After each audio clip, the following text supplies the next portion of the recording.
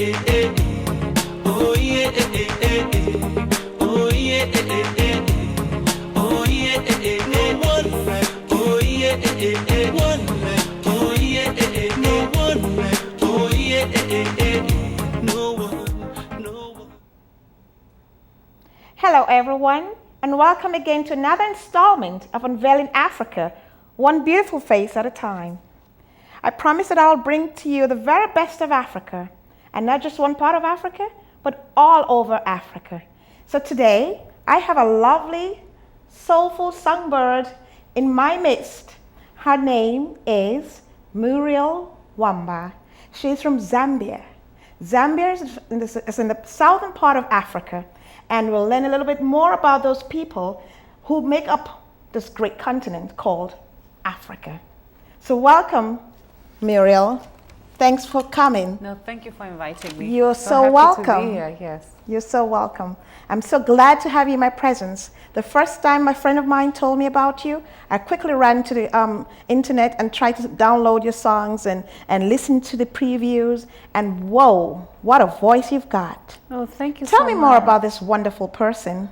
Well, what I can say is that I'm from Zambia. Okay. And I come from the northeastern, it's called Wapula province. Lapula? Wapula. Wapula, okay. Province, yeah. Right. And actually Zambia, we border 8 African countries. Wow. So the region where I'm from, we actually border with the Congo. It used to be Zaire before, now it's Wow. Congo.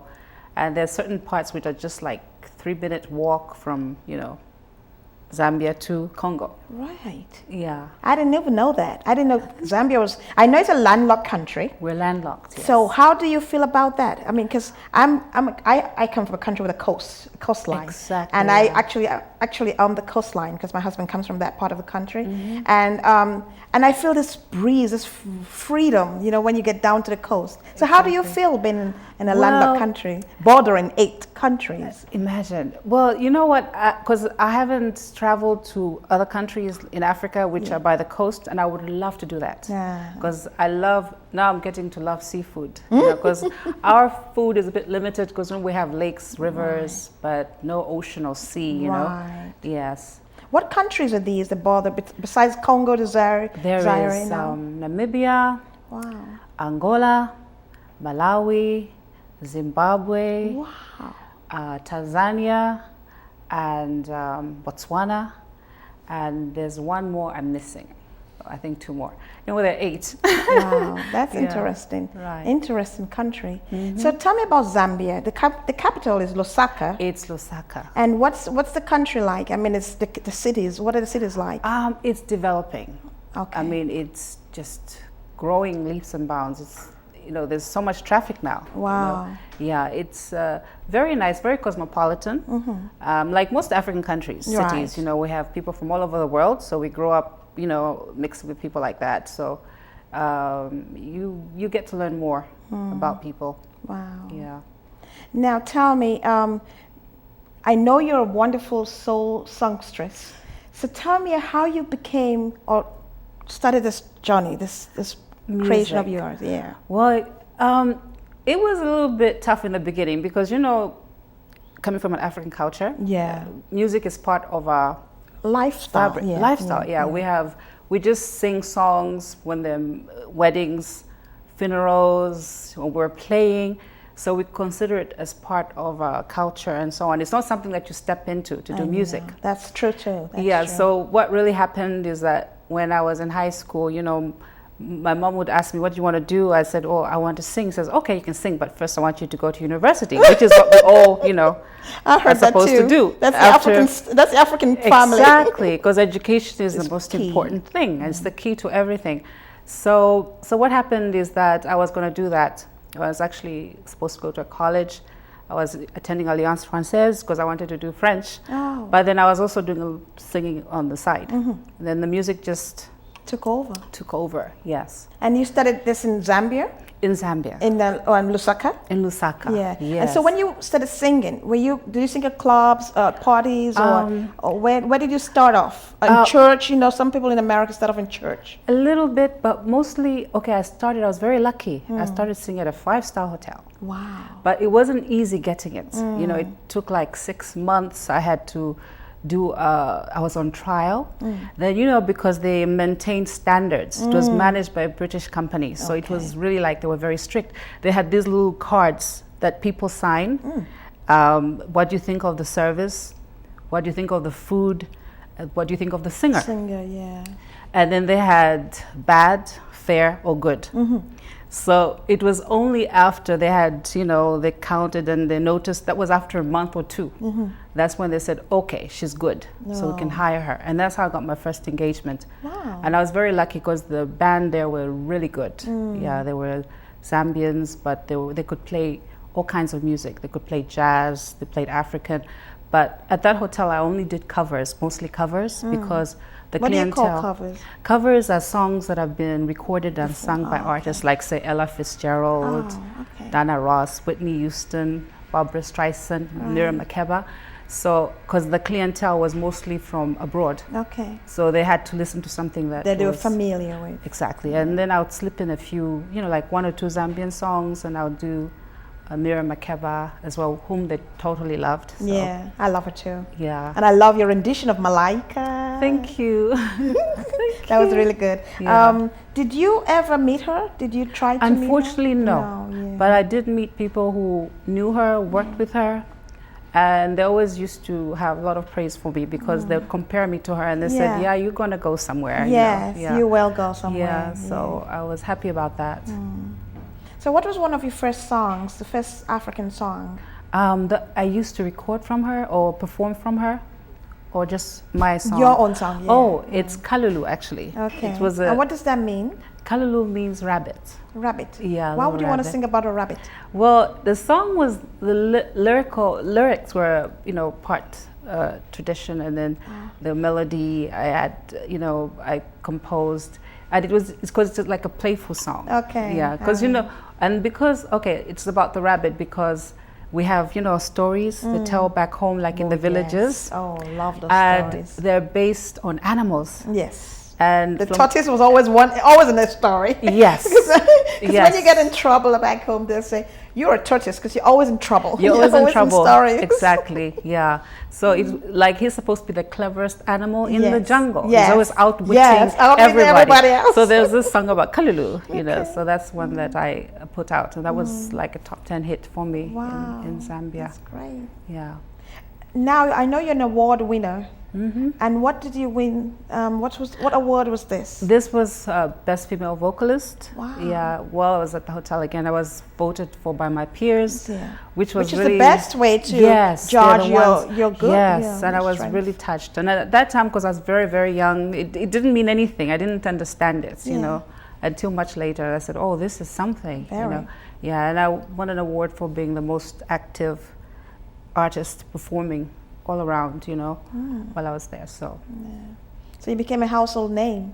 I did, and I didn't know it. I mean, it's just now, again, you know, because I did some interviews with some, you know, Zambians, and they were really saying good things about me, and I was like, what? I almost had tears in my eyes because I didn't realize what kind of effect I had at that time. Yeah. Well, I tell you, the key to most souls in the world today is a beautiful voice and a wonderful song. Yeah. And you sure do that. Oh, thank you. I know you just came, I mean, you've been in America for some time. Oh, yes. What prompted you to decide to come to America? Well, London was too expensive. Too expensive. And then I had siblings here. You know, they had come for further education as usual. We all do that. So they had an apartment in Queens, and that's where I came, you know, because I'd been in London. In fact, I used to travel there on and off, you know. I was doing recordings, and I just said, okay, it's easier and it's cheaper if I come here. So I did, that's when I came to the States. And when you set your feet on the shores of America, what kind of experience, or was it what you were expecting? Did you feel welcomed? Initially, okay, it was so different because I was starting from rock bottom. So it's like nobody really knows you, and it doesn't matter. You have to start from scratch. From scratch, yeah. So I used to get a bit nervous performing my songs because what I decided to do when I came here was I want to do my own compositions, mostly African. So I wasn't doing covers anymore.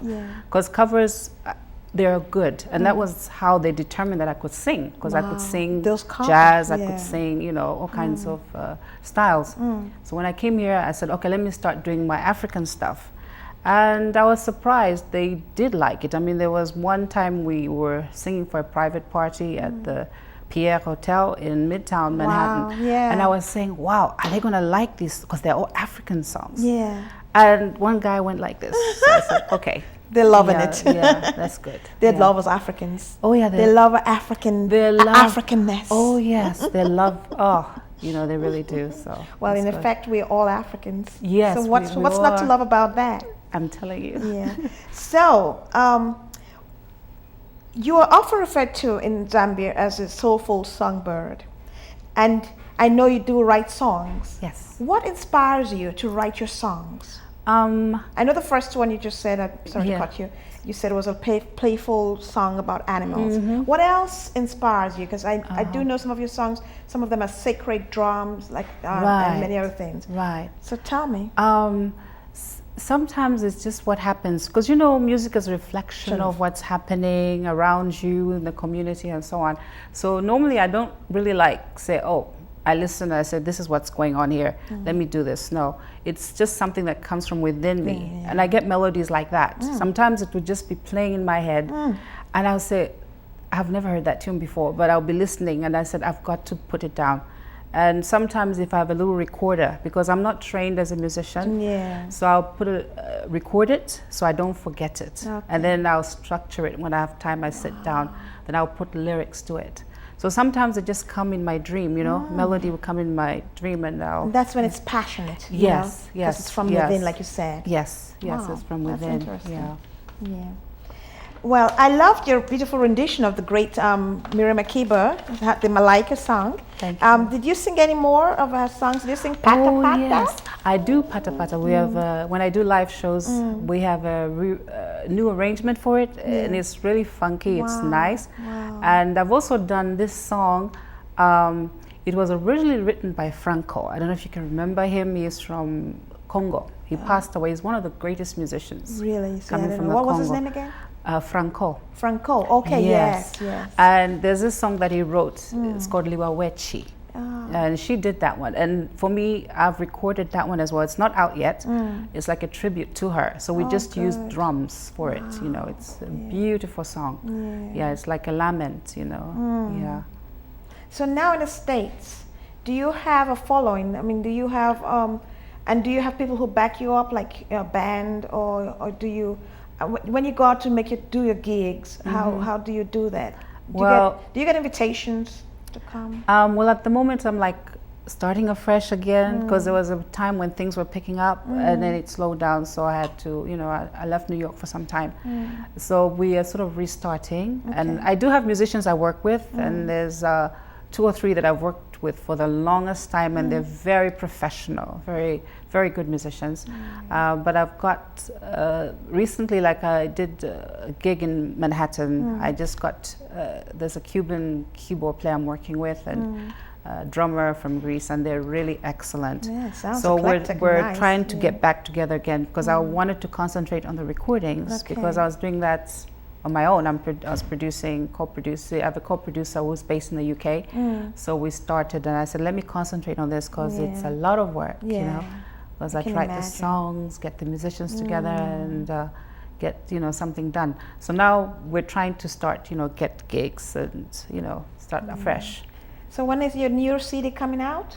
As soon as I've released a couple of tunes, actually. They're on the internet. They're on CD Baby, Amazon, Napster, and iTunes. Okay. Yeah, so they're available for sale, but we're going to start the official promotions when I finish the last song. There's another song which I haven't yet released, and then we're going to start big promotions.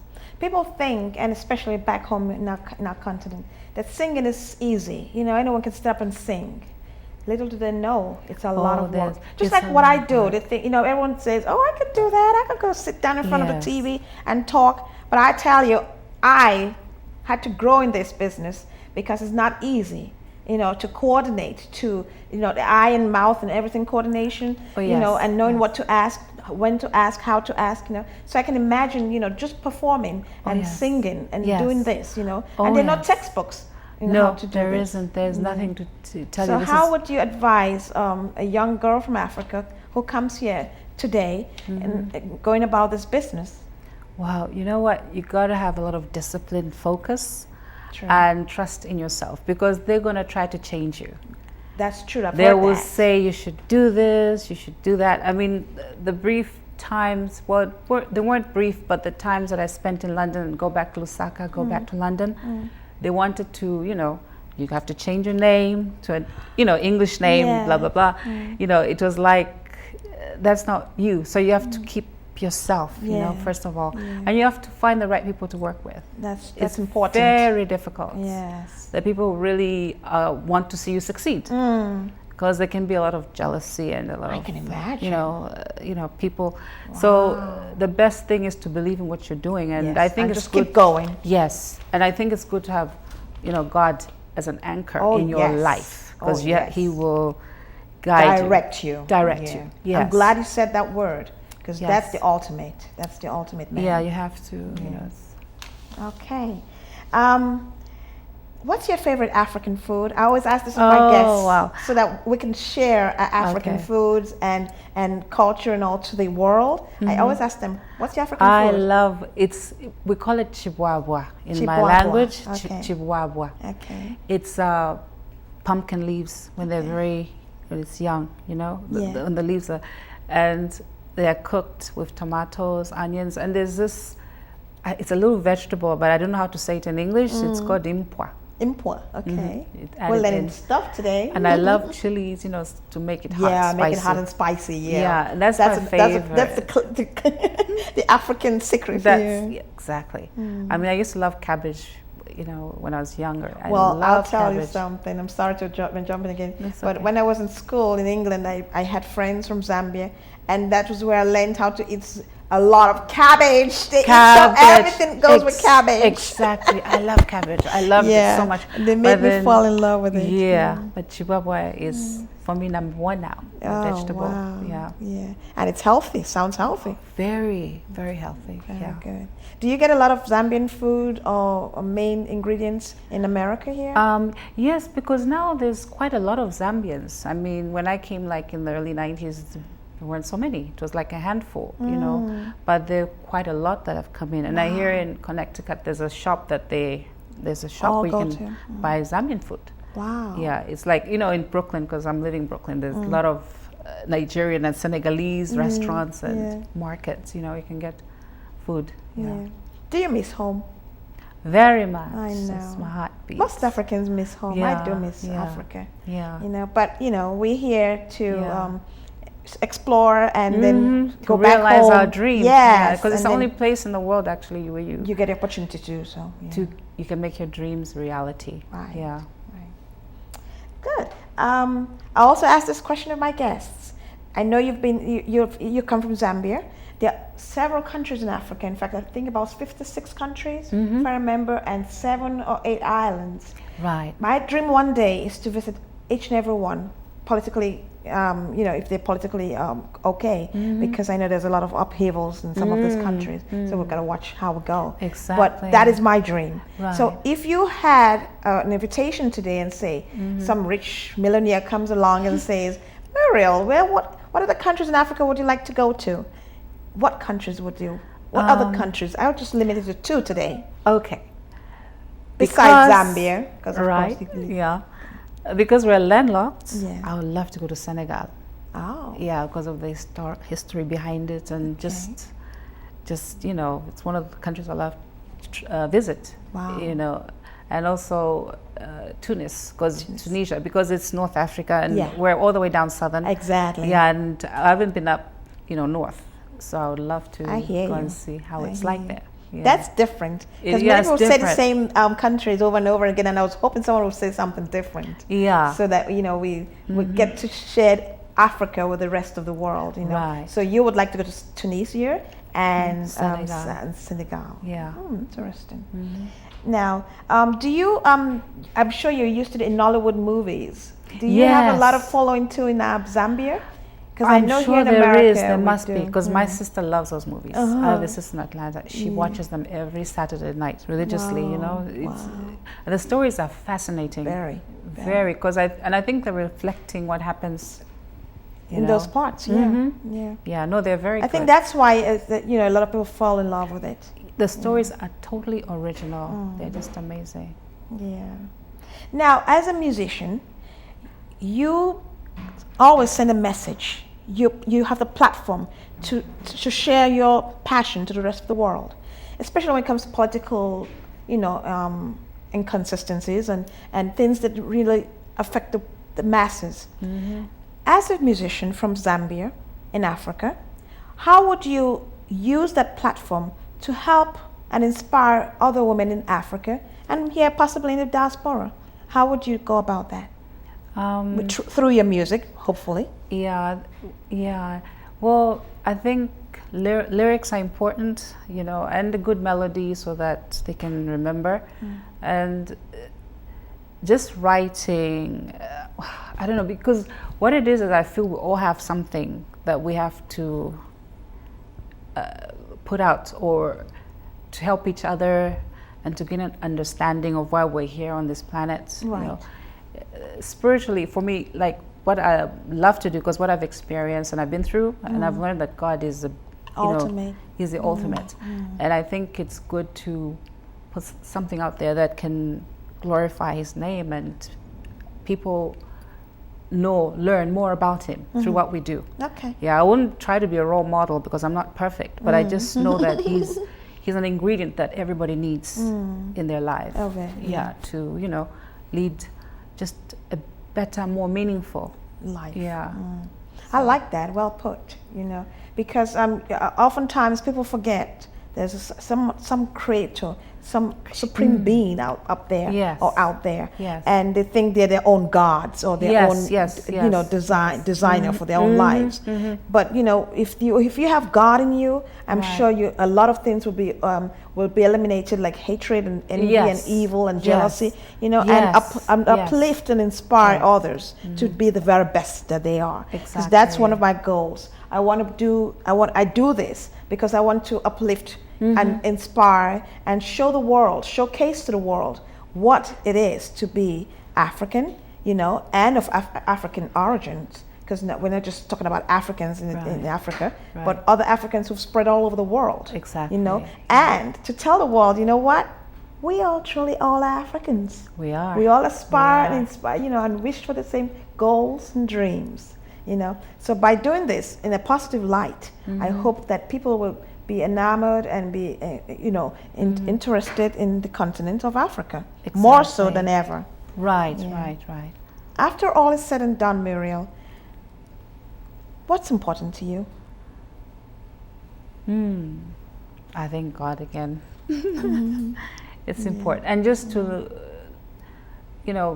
live a life that's I'm learning and a meaningful life. I would say, Yeah, it's important to have a meaningful life because I see a lot of people who are misdirected, misguided, and lack focus. I've had people on this on this stage here, and they talk about things, and some of them are extremely young people thinking of the world, to help the world, by doing something that they love doing, like baking cupcakes. By doing, special little things, by speaking, being a motivational speaker, by, just singing like you're gonna be, you do, things like that that improve the lives of ordinary people. Right. And I particularly I'm drawn to, I'm not saying ordinary in the sense that we're just nobody, but ordinary people, not celebrities, not great people yet, but who really care about mankind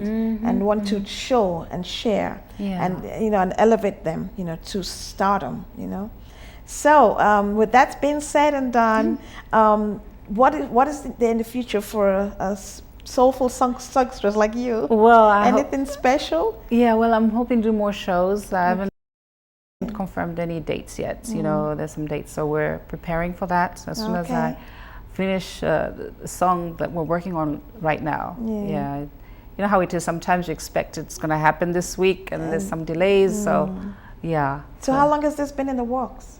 Oh, forever. Really? But I actually started in 2009, and then there were some delays, and I didn't know it took so long. it takes time, Wow. So I'm back. So we're almost done. Yeah.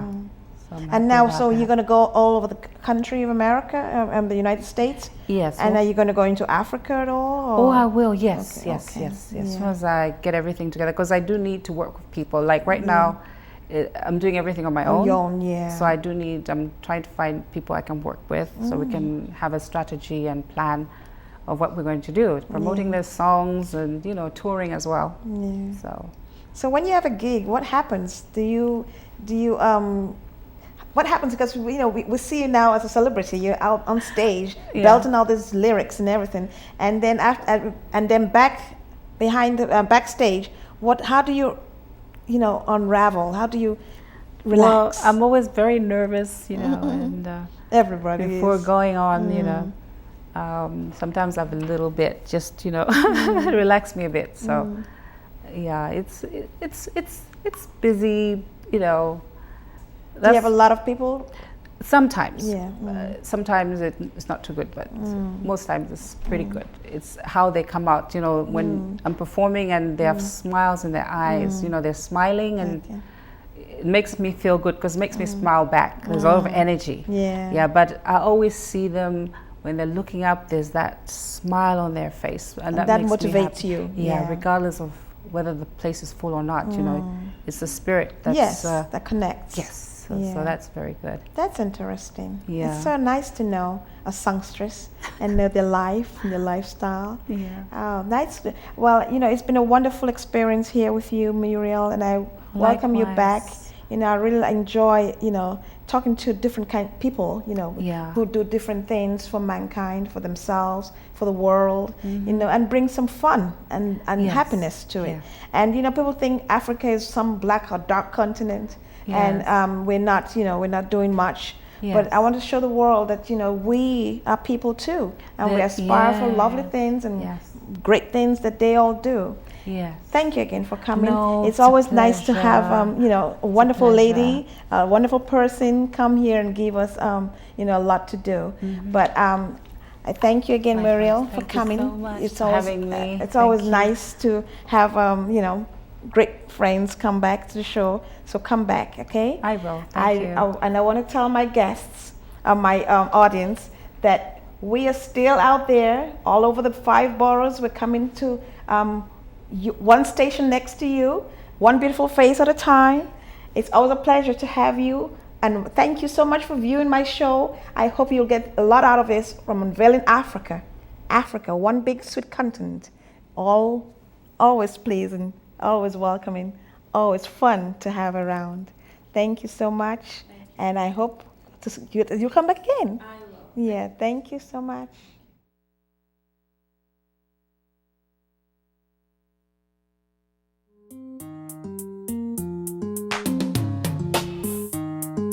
Hey, oh yeah, oh yeah, oh yeah, oh yeah, no one like, oh yeah, one like, oh yeah, no one like, oh yeah, no one.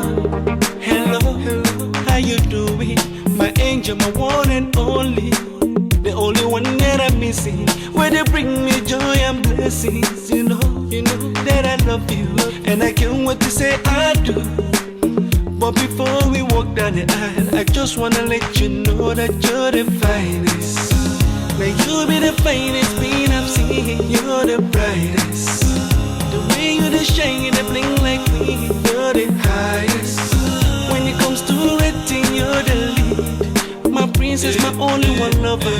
Girl, I just wanna let you know that no one be like you. See, I don't go different places, I've seen many faces. No one be like you. See, they cannot replace you, cause you are a blessing. No one be like you. You're driving me crazy, cause you are my baby. No one be like you.